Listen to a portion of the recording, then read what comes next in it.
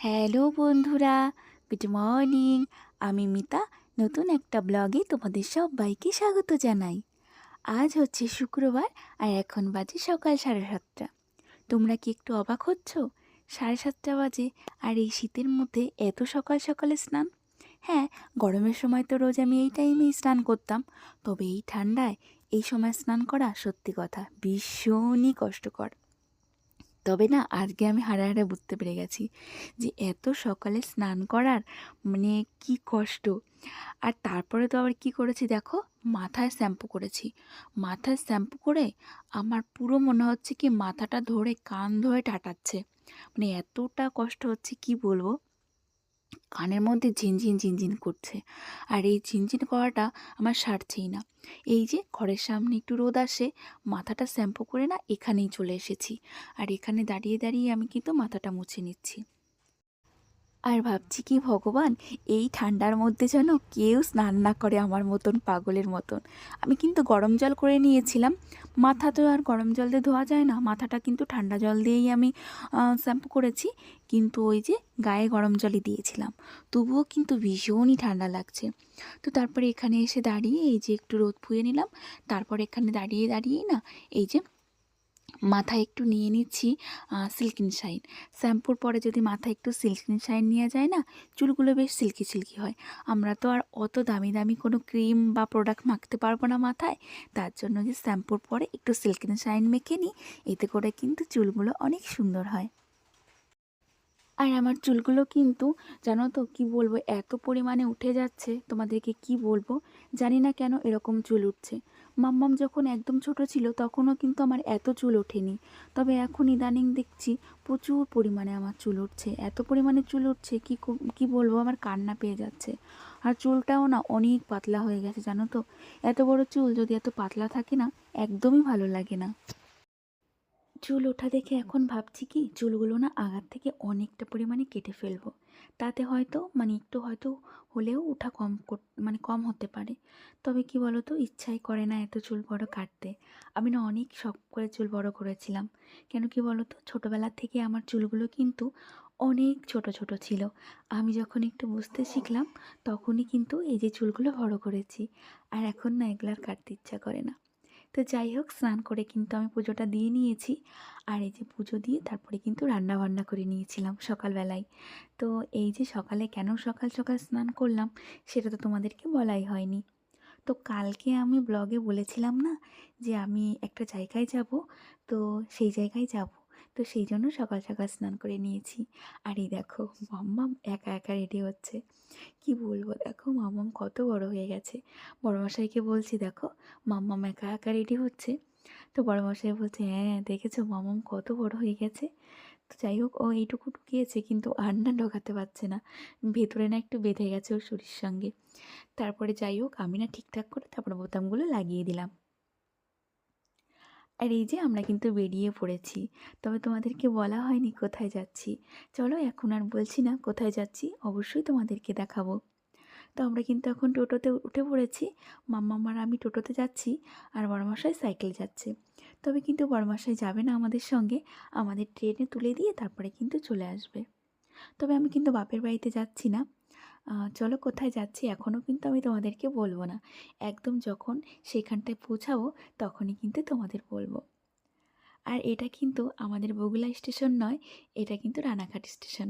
Bagula station থেকে আমরা রানাঘাট স্টেশনে চলে এসেছি। আর এখানে কিন্তু মাও রয়েছে, মাও উঠে গেছে, ট্রেনে উঠে গেছিলো। তো তারপরে আমরা তিনজনে এখানে এসেছি। তবে এখানে আমরা তিনজনই নয়, আর একজন আসবে, সেই জন্য আমরা বসে রয়েছি। আর আমাদের ব্যাগপত্র দেখে তোমাদের কি মনে হচ্ছে অনেক দিনের জন্য বেড়াতে যাচ্ছি? না গো, অনেক দিনের জন্য যাচ্ছি না, মাত্র একদিনের জন্যই যাচ্ছি। তবে এই যে শীতের সময় না একটু ব্যাডিং বেশি হয়ে যায়, শীতের জামা কাপড় থাকে, আর বাচ্চা কাচ্চা ছোটো থাকলে না জামা কাপড় একটু বেশিই হয়। তো সেই জন্য এই যে দেখো মাম্মাম এখানে কি খাচ্ছে, ও খাচ্ছে ঝুড়ি ভাজা। আর মাকে দিয়েছে একটা কমলা লেবু। কমলা লেবু আমি বাড়ি থেকেই নিয়ে এসেছিলাম, কেন কি মাম্মামের কমলা লেবু তো বাড়িতে থাকে আনা, তো সেটাই আবার আমি নিয়ে এসেছিলাম যে ট্রেনে বসে খেতে পারবে। তো সেটা একটু মা খাচ্ছে। আর এই যে তোমাদের বললাম না, আমরা এখানে একজনের জন্য বসে রয়েছি। তো এই যে এই ট্রেনটায় করে সে আসবে। তো চলো এই ট্রেনে করে কে আসবে সেটাও কিন্তু তোমাদেরকে দেখিয়ে দেবো। আর এখানে একটা এই যে দোকান রয়েছে, দোকান না এটা হচ্ছে ফেরিওয়ালা, মানে ওই ট্রেনে ট্রেনে ফেরি করে বেড়ায়। তো সেখান থেকেই মাম্মাম খাবারগুলো কিনে ফেলছে। আর আমরা ভুলবশত এই জায়গাটায় এসে বসেছি। প্রথমে নিল ঝুড়ি ভাজা, তারপরে আবার নিল ভুট্টা, মানে ওর যেটা যেটা খেতে ইচ্ছা করছে। আর বেশি রকম কান্নাকাটি করে নাকি, সেই জন্য কিন্তু আমিও কিনে দিচ্ছি মাম্মামকে সব কিছু, যাতে কোনো মানে ঝামেলা না করে। তো এই দেখো চলে এসেছে, বললাম না এই ট্রেনেও কেউ আসবে।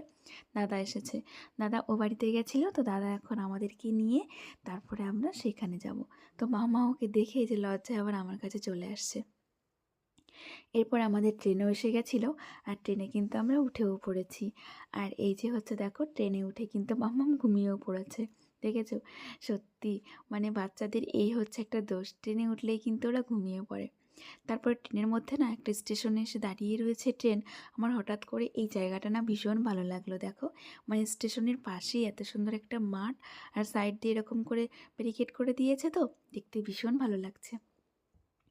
তাই ভাবলাম এই দিকটা তোমাদের একটু তুলে একটু দেখিয়ে দিই। বাংলাদেশ থেকে একটা বোনু কমেন্টস করেছে, সে বলেছে কি যে আপু তোমার ভিডিও আমি রোজ দেখি, তুমি খুব গুণবতী, আর তোমার ভিডিও আমার খুব ভালো লাগে, কিন্তু তোমাকে কমেন্টস করা হয়নি, আজ প্রথমবার কমেন্টস করলাম। আর সত্যি কথা বলতে ছেলে মেয়ে নিয়ে না সংসারের কাজগুলো করতে ভীষণ কষ্ট হয়। হ্যাঁ গো অনু, সত্যি কথা বলতে আমার একটু বেশিই কষ্ট হয়ে যায়, কেন কি সংসারে একা কাজ করতে হয়, তো সেই কারণের জন্যই। তো থ্যাংক ইউ বুনু, এইভাবেই কিন্তু আমার পাশে থেকে যেও, আর এভাবে কমেন্টস করো। তোমরা যদি কমেন্টস করো না তাহলে আমার বেশি ভালো লাগে, কেন বলো তো? তোমাদের কমেন্টসগুলো পড়লে আমি বুঝতে পারি যে কারা কারা তোমরা আমার ভিডিও দেখছো, কারা কারা আমাকে এত ভালোবাসো। সেই কারণেই তোমরা একটা কমেন্টস করলে আমিও তোমাদেরকে মানে দেখতে তো পাচ্ছি না, তবুও তো একটু বুঝতে পারছি মানে কে কে আমার ভিডিও দেখছে। আর এই যে আমরা কিন্তু স্টেশনে নেমেও গেছি, মানে যেখানে আমরা যাব। আর ওই যে দাদা আগে আগে ব্যাগ নিয়ে হাঁটছে, আর মা এই যে, আর পেছনে আমি আর মাম্মাম যাচ্ছি। মাম্মাম তো কে খুলে যেতেই চায় না ও আমাকে ছাড়া, সেই জন্য মাম্মামকে নিয়ে কিন্তু আমাকেই হাঁটতে হবে। আর এই যে এখন আমরা এই যে এই রাস্তাটায় এসে এই যে এখানটায় টোটোতে উঠবো। স্টেশন থেকে নেমে একটু হেঁটে এসে তারপরেই কিন্তু টোটোতে উঠতে হয়। তো এই দেখো আমরা কিন্তু টোটোতে উঠেও পড়েছি। পায়েল দি ভাই আমাকে একটা কমেন্টস করেছে, বলেছে কি বুনু তোমার কাছ থেকে কিন্তু আমি অনেক কিছু শিখি। তুমি কত সুন্দর বাচ্চা সামলে সংসার সামলে সংসারটাকে পরিপাটি করে সুন্দর করে গুছিয়ে রেখেছো, আমার খুব ভালো লাগে। সত্যি কথা গো দি ভাই, আমারও খুব ভালো লাগে জানো তো এই ঘর সংসারটাকে গুছিয়ে রাখতে। তবে তোমার ঘরও কিন্তু অনেক গোছানো, আমি তোমাকে দেখেছি। তো যাই হোক, চেষ্টা করি আর কি তোমাদের ভালো লাগানোর। আর এই যে আমরা কিন্তু এখন টোটোতে যাচ্ছি, আর দেখলে ওইখানে না কটা ছাগল ছিল, সেটাও মাম্মাম দেখে নিয়েছে, বলছে মা দেখো ছাগল। মানে এর মধ্যে আবার ছাগল চলে এলো কোথার থেকে কি জানি, আমি বুঝতেই পারলাম না, তবে ও কিন্তু দেখে নিয়েছে, আমি বেশি একটা খেয়াল করিনি।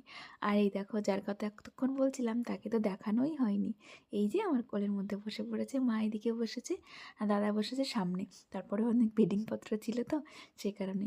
আর এই দেখো প্রথম বুঝতে পারিনি যে আমি ক্যামেরা করছি, তারপরে যেই ক্যামেরাটা ধরেছি আবার একটু হেসে নিল। তো মাম্মাম তো আজকে ভীষণ খুশি, কোথাও ঘুরতে যাচ্ছে, তো ঘোরার কথা বললে ও ভীষণ খুশি হয়ে যায়, তো সেই জন্য ভীষণ খুশি। আর ঘুমিয়েছিল তো ওই জন্য একটু মনটা একটু মানে একটু ভার ভার রয়েছে। আর এখানে এসে আমাদের কতটা সময় ওয়েস্ট হয়ে গেল কেন বলো তো? এই যে এখানে পড়েছে মানে গেট পড়েছে, এবার গেটের এপারে আমরা দাঁড়িয়ে রয়েছি। একটু আগে যদি মানে আসতে পারতাম তাহলে কিন্তু আমরা বেরিয়ে যেতে পারতাম, কিন্তু ওই যে আস্তে আস্তে একটু লেট হয়ে গেছে টোটো ধরতে, তো সেই জন্য এখানে আটকে গেছি। আর ওই যে ওখান দিয়ে ট্রেন যাচ্ছে, মানে কি বলবো জানো তো, কোথাও বেরিয়ে যদি 2 মিনিট বসে থাকতে হয় না ভীষণ খারাপ লাগে। আর এখন যেহেতু বাড়ির কাছাকাছি চলে এসেছি, শুধু মনে হচ্ছে কতক্ষণে বাড়িতে যাব, এরকমই মনে হচ্ছে। আর এই যে দেখো কথা বলতে বলতে তো আমরা এসেও গেলাম, দেখেছো নেমেও পড়েছি কোথায় এসেছি। আর এই যে আমার ছোট্ট দুটো ভাই আমাদের নিতে চলে এসেছে। হ্যাঁ গো, এখন না বলেও পারছি না আমরা কোথায় এসেছি। আমরা এসেছি হচ্ছে বনগাঁতে, আমার মামাবাড়ি। তো এই যে প্রথম মনে হয় হয়তো তোমাদের দেখাচ্ছি আমার মামাবাড়ি, তো সেখানেই যাচ্ছি। এই দেখো, এখান দিয়ে যেতে হয় মামাবাড়ি। ওই দিক দিয়ে মামাদের কিন্তু একটা রাস্তা আছে, তবে এখান দিয়ে মাটি দিয়ে মামারা নতুন একটা রাস্তা বানিয়েছে। এখান দিয়ে কিন্তু রাস্তা ছিল না, তবে নতুন এখানে মাটি দিয়েছে। আগে এখানে উঁচু ছিল না বলে এখান দিয়ে যাওয়া যেত না। ওইখান দিয়ে একটা ভালো রাস্তা আছে, সেটা দিয়েই আমরা যেতাম।